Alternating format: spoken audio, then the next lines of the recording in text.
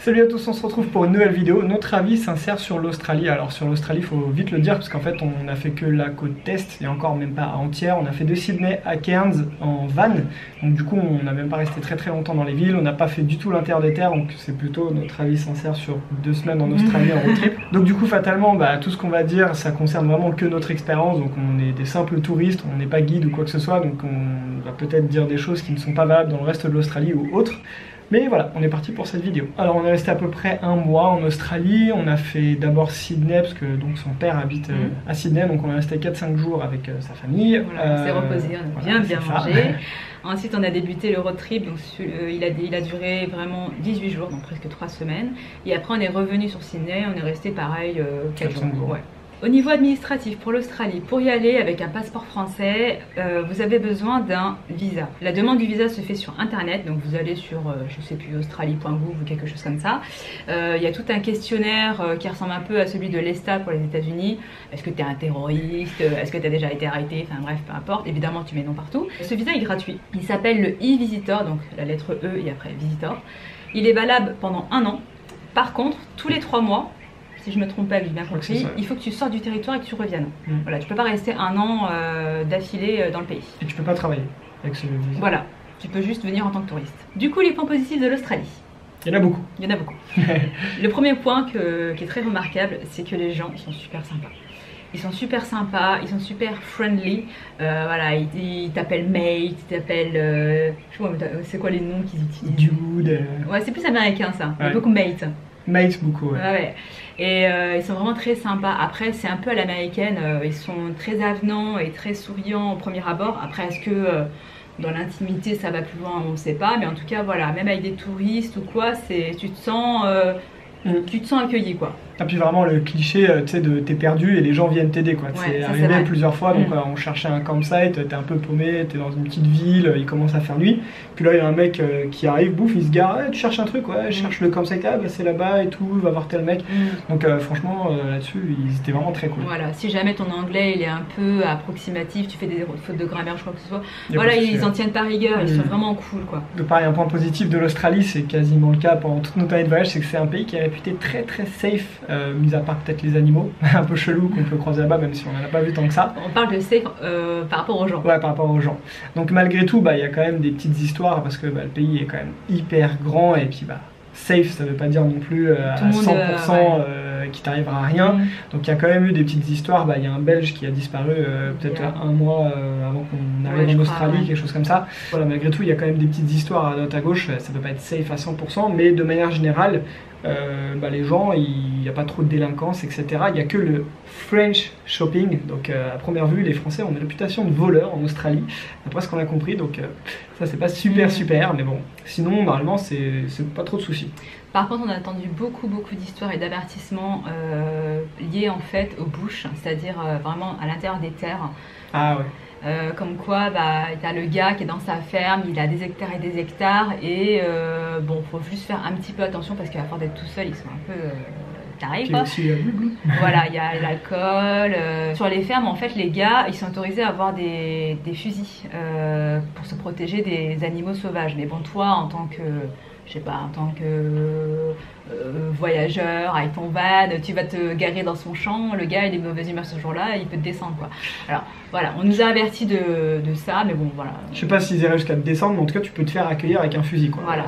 Bon. Et bon, ça je pense que c'est pas spécifique à l'Australie, je pense que tu peux trouver ça un peu partout. Ouais, je pense aussi, ouais. Donc voilà, c'est juste à savoir. Au niveau des grandes villes, la population est très variée. T'as des Australiens purs.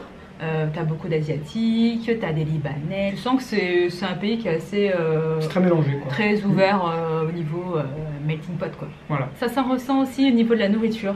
T'as vraiment la nourriture de tous les pays. C'est sympa si tu veux changer un peu. Tu peux manger de tout. Tu peux manger de tout. Alors nous on était pendant l'hiver, donc en juillet. C'est un peu bizarre, mais bon bref, c'est inversé. Donc on était en juillet, c'était l'hiver. Il y avait peu de touristes du coup. En tout cas, c'est l'impression qu'on a eue. Alors après, le pays est tellement grand que si jamais quelqu'un dit qu'il va en Australie, il y a de fortes chances qu'il n'aille pas au même endroit que toi. Quand on était sur des points très touristiques, bah ça allait quoi, il n'y avait pas tant de monde que ça. Après c'est sûrement différent l'été et puis bon encore une fois je pense que c'est dû à la taille du pays. L'avantage d'être en Australie pour nous Français, c'est que le taux de change dollar australien euro est très intéressant. Au niveau du change c'est 1,60$, ça fait 1 euro donc quasiment un tiers de réduction, donc sachant que la vie là-bas c'est à peu près l'équivalent de la France en termes de prix j'ai trouvé. Ouais. Mais vu que c'est avec le taux de change, on s'y retrouve plutôt pas mal quoi. Donc la vie devient, je vais pas dire pas chère, mais ça devient vachement abordable. Il faut juste faire attention au niveau des produits qui sont importés. Même si l'Australie c'est très grand, ça reste quand même une île. Donc évidemment sur toutes les îles, dès que c'est importé, ça coûte très cher. Donc du coup t'achètes local quoi. Alors un énorme, mais vraiment énorme point positif de l'Australie, c'est que comme c'est très grand, il y a beaucoup de variétés, que ce soit au niveau des paysages, de la faune et de la flore. C'est-à-dire que tout ce qui était en dessous de... Moi je pense que la limite c'était vraiment Brisbane et la Gold Coast. Tout ce qui était en dessous, il y avait un certain style de roches, de montagnes, de plantes, etc. Et même au niveau des animaux, il n'y avait pas grand chose. Et dès qu'on est passé au-dessus, là on a commencé à avoir vachement plus de déserts, de grosses montagnes, il y a beaucoup plus d'animaux. Donc voilà, c'est vraiment des choses très différentes. Et ça c'est cool parce que pendant ton road trip, tu pourrais dire, je vais peut-être beaucoup voir la même chose. Au final, pas du tout. Tous les jours c'était vraiment différent. Et c'était bien ça. Ouais, même sur la route, il y a des journées où on faisait beaucoup d'heures de van, mais les paysages sont pas du tout monotones. Tu passes par des forêts, tu passes par des champs, par des fermes. Des déserts. C'est vraiment sympa quoi. Et cette variété du paysage permet aussi d'avoir une variété d'activités. Si vous aimez la randonnée, il y a vraiment de quoi faire. Il y a des forêts partout, il y a des montagnes partout. Voilà. C'est des belles randonnées je pense. On n'a pas eu le temps, mais nous on a fait des petites randonnées, mais tu peux te permettre de faire des journées entières si tu veux. Je pense que tu peux faire de l'escalade aussi. Quand tu te rapproches des côtes, il y a le surf. Voilà, tu peux te faire plaisir. De toute façon, tous les Australiens sont surfeurs. Tu vois que tous leurs pick-up et tous leurs camionnettes là, sont équipés là, pour mettre les surfs. Même les motos, ils ont les portes surf sur le côté. Donc ça c'est vraiment sympa. T'as vraiment de quoi faire. Et encore une fois, grâce au taux de change, les activités sont très abordables. Donc vous l'avez vu, le saut en parachute, on l'a fait. Alors évidemment, c'était un budget, mais pour la prestation qu'on a eue, on n'a pas payé si cher que ça, je trouve. Voilà, le surf pour louer une planche. Je me souviens plus trop des prix, mais c'était pas excessif. Pareil pour le jet ski, faire du paddle et tout. Par contre, c'est sur les îles que c'est cher. Voilà, si tu veux aller sur Fraser Island, si tu veux faire les White Sands, je pense que c'est les prix, mais je trouve que c'était assez cher. Genre pour une nuit, c'est 300$ ou un truc comme ça. Donc c'est vraiment assez cher. Justement, on vous a dit que c'était un pays safe, l'Australie, et je pense qu'une bonne démonstration de ça, c'est les Honesty Box. Donc c'est des... Alors ils appellent ça des boîtes, mais apparemment souvent c'est une table et dessus il va y avoir des fruits posés dessus, ou alors ça peut être aussi des petits bijoux faits avec des coquillages, sur la chose. Et il y a une boîte et en fait tu peux te servir et il suffit de mettre de l'argent dans la boîte, donc ça marche sur l'honnêteté tout simplement, c'est pour ça que ça s'appelle comme ça. Et c'est quelque chose qui fonctionne plutôt bien, donc tu peux acheter tes fruits des fermiers comme ça et les payer un petit peu moins cher du coup aussi. Et voilà, j'ai trouvé ça assez original, on en a croisé quelques-unes et je trouve ça sympa. Alors, on vous a mis la vidéo juste avant de notre van, donc comme vous l'avez compris, voyager en van c'est franchement très facile pour la location, pour se déplacer, pour les campsites, etc. C'est vraiment très facile. Niveau prix, c'est relativement abordable. Donc après, il faut aimer ça, mais voilà, nous on n'a pas eu vraiment de difficultés par rapport à ça. En même temps, il y a tellement de monde qui voyage en van. Ouais, ça par contre, c'est vrai que tu vas en croiser beaucoup. Alors concernant la conduite, au final c'est pas spécialement un point négatif ou quoi que ce soit, donc le fait de conduire à gauche, ça c'est quelque chose qui se prend assez vite, donc, surtout que nous après on a fait déjà la Thaïlande, on est d'Indonésie et tout, donc ça va, mais même en tant que Français franchement c'est quelque chose qui passe assez vite. Je trouve que le plus bizarre c'est d'être à droite de la voiture, donc que le conducteur soit à droite alors que nous il est à gauche. T'as tendance à partir un peu sur la gauche. Voilà, il faut revoir tout ton positionnement de toi dans l'espace avec la voiture. C'est plus ça qui est bizarre en fait.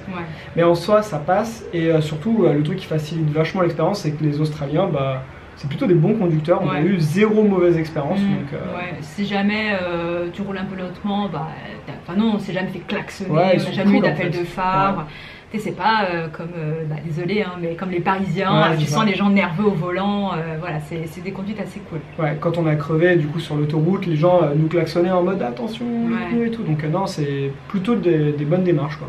Un gros point positif pour l'Australie, c'est le fonctionnement de Google.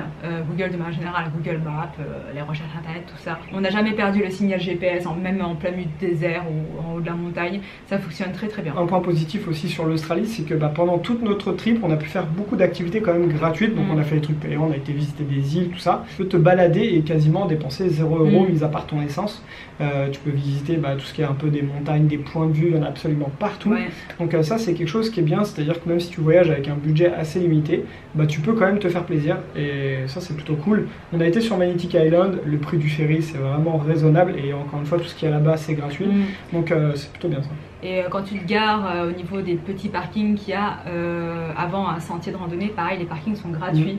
Alors que ça, je suis sûre que dans beaucoup de pays d'Asie, tu auras un gars qui serait planté là qui te demanderait $2, tu vois. Je crois que les seuls parkings qu'on a payés, c'est soit c'est soit en ville, soit vraiment un parc qui est vraiment très très aménagé. Et encore, ce sera pas non plus excessif, quoi. Mais ouais, ça c'est vraiment appréciable. Alors maintenant on va attaquer les points négatifs, on vous en a parlé déjà un petit peu, les péages. Le système marche plutôt bien une fois qu'il est rodé, mais au début quand tu es touriste et que tu sais pas exactement comment ça fonctionne, on s'est un peu tiré les cheveux, surtout quand tu sais les amendes qui t'attendent potentiellement derrière. Donc du coup le système de péage, je dirais que c'est plutôt pas mal quand tu sais comment ça fonctionne. Sinon, et surtout si tu es résident. Voilà, et sinon ça peut vite être galère quoi. Ouais, donc on vous renvoie la vidéo sur le van pour plus de détails, mais voilà, ça peut être un petit souci, quoi. Alors un autre point un peu négatif, c'est l'autoroute, parce que donc ils appellent ça la highway. Du coup quand tu vas la prendre au niveau de Sydney, tout ça c'est de la vraie autoroute, ça roule assez vite, c'est du 4 voies, etc. Et il y a des moments où tu seras toujours sur la highway, mais en fait c'est plus départemental. Ouais. Donc des fois c'est juste, c'est une 2 voies, donc tu te croises avec les gens, tu roules à 90 à peu près, et puis ça va passer en ville, donc il faut que tu ralentisses à 50. Il y a beaucoup de travaux. Ouais, c'est l'une des premières journées, à un moment, tous les 2 km on tombait sur un ralentissement, on roulait à 30 km/h, c'était franchement chiant, quoi. Et pourtant, comme appellation, c'était une autoroute. Ouais. Voilà. Et étant donné que le pays est très très grand, c'est un peu comme le Canada, les routes sont pas très entretenues, parce que sinon ça coûterait extrêmement cher d'entretenir tant de kilomètres d'autoroute. Donc faut faire attention de ne pas vous prendre un nid de poule, ou pareil sur les côtés, parfois il n'y a pas de bande d'arrêt. Donc il faut faire assez attention à ça. Et en plus de ça, tu peux te prendre un kangourou. Ou, ça a déjà arrivé plusieurs fois qu'il y ait une vache en plein milieu de la rue, parce que y a des troupeaux partout. Surtout quand tu vas sur les petites routes. Sur l'autoroute, ça arrive pas trop. Mais sur les petites routes, des fois tu es sur une route normale, puis d'un seul coup ça passe en route en terre, et tu fais 3 km comme ça, puis hop, ça repasse sur une route normale. Donc faut se méfier un petit peu. Voilà, les routes c'est approximatif parfois. Alors bien sûr, c'est un avantage, mais c'est aussi un inconvénient. Le pays est tellement grand que les distances à couvrir, elles sont immenses. Donc je vois en France des fois quand il faut faire 1h30 de route, ça me saoule. Là-bas 1h30 de route, t'as même pas quitté la ville, quoi. Donc et en Australie c'est vraiment assez particulier, donc il faut prendre le coup, et en fait une fois que tu y es et que tu commences à conduire, tu te prends au jeu et ça passe bien, surtout que comme on l'a dit, les paysages sont tellement variés, il y a toujours un petit endroit où t'arrêter, donc franchement ça passe très très bien. Et pour rejoindre ce point-là, il faut prévoir du temps pour visiter l'Australie. Même si tu fais qu'un seul état, ou comme nous, que la côte Est, je pense qu'il faut partir minimum 1 mois, quoi. Surtout le temps qu'il y a de trajet entre Paris et l'Australie, par exemple la ville que tu vas visiter, tu as minimum 20 heures de vol, quoi. Donc tu vas pas faire 20 heures de vol pour rester 2 semaines dans le pays, vu le décalage horaire, le jet lag que tu vas avoir, le peu de choses que tu vas visiter. Donc voilà, t'as pas le choix, tu es obligé de venir un certain temps. Donc si tu veux visiter l'Australie, tu es obligé de poser beaucoup de congés. Et c'est surtout que les journées, surtout en hiver où il fait nuit à 17h30, si tu veux pas te lever à 6h du matin, en comptant la route, etc. Au final, il te reste pas tant de temps que ça pour visiter la journée, donc prévoir aussi ça dans ton temps et dans ton planning, quoi. Quand tu vas en Australie, il faut savoir parler anglais, voilà, parce que t'as pas le choix, ils comprennent pas le français. Ils sont très sympas avec ça. Si jamais tu as du mal à t'exprimer, ils vont quand même essayer de t'aider, etc.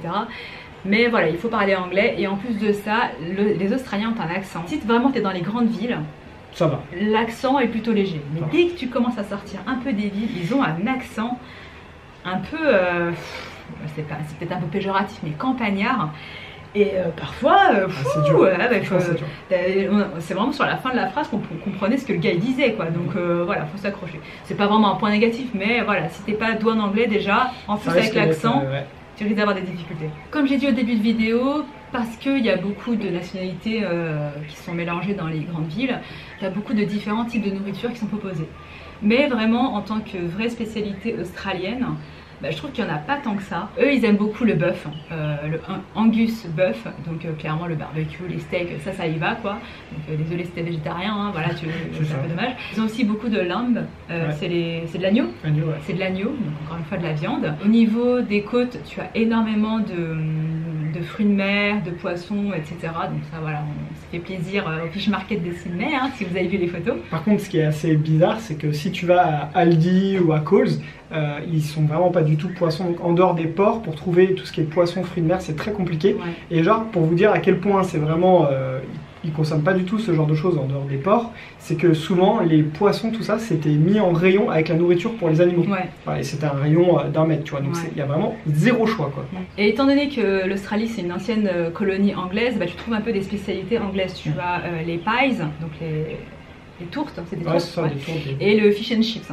Donc voilà, donc c'est vrai qu'on tourne un peu autour des mêmes choses quoi. Donc heureusement qu'il y a quand même les autres nationalités quand même pour varier un peu quoi. Alors évidemment quand t'entends parler de l'Australie, tu penses oui que tu vas te faire attaquer par des animaux, il y en a partout, des koalas, etc. Alors c'est vrai, on a vu énormément d'animaux, mais on s'attendait quand même à en voir beaucoup plus. Surtout les kangourous, on s'attendait surtout dans le nord à en voir vraiment partout.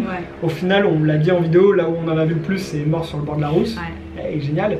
Donc après, tout dépend à mon avis de la saison et de l'endroit où tu te trouves. Donc à mon avis, pour voir des kangourous, le bord de côte c'est peut-être pas le mieux, vaut mieux peut-être être à l'intérieur des terres et en été. Bah oui, parce que l'hiver, je pense je sais pas si ça hiberne, mais non, je pense pas. Mais bon, ils sont peut-être un peu cachés. Quoi, voilà.